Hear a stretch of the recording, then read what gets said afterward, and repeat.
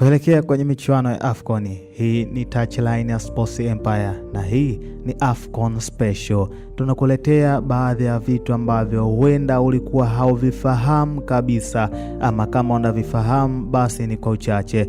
Na leo tunakuja kuangalia idadi ya wachezaji waliocheza mechi nyingi zaidi kwenye michuano ya AFCON. Nafasi ya 5 inashikwa na Asamoah Gyan, timu ya taifa ya Ghana, aliyecheza mechi 31, wakati nafasi ya 4 inashikwa na Jeremy Njitabu, timu ya taifa ya Kameruni, mechi 31. Michuano ya AFCON aliyoshiriki ni mwaka 1998, mwaka 2000, mwaka 2002, mwaka 2004, mwaka 2006, mwaka 2008 na mwaka 2010. Nafasi ya 3 inashikwa na Ahmed Hassan wa timu ya taifa ya Misri, aliyecheza mechi 32, huku nafasi ya 2 ikishikwa na Andre Ayew wa timu ya taifa ya Ghana, aliyecheza mechi 32.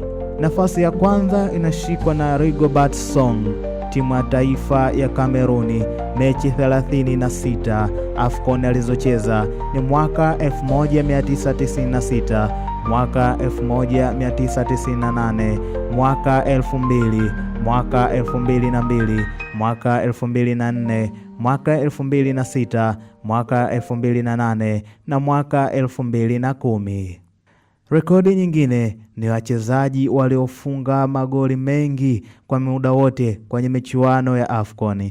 Nafasi ya 5 inashikiliwa na Patrick Mboma, timu ya taifa ya Kameruni, akiwa na mabao 11, wakati nafasi ya 4 inashikwa na Hassan El Shazir wa timu ya taifa ya Misri, mwenye mabao 12. Nafasi ya 3 ni Rashid Yekin, timu ya taifa Nigeria, mabao 13, huku nafasi ya 2 ikishikwa na Laurent Poku wa timu ya taifa ya Ivory Coast, mwenye mabao 14. Usisahau kusubscribe, kulike, kukomenti na kushare.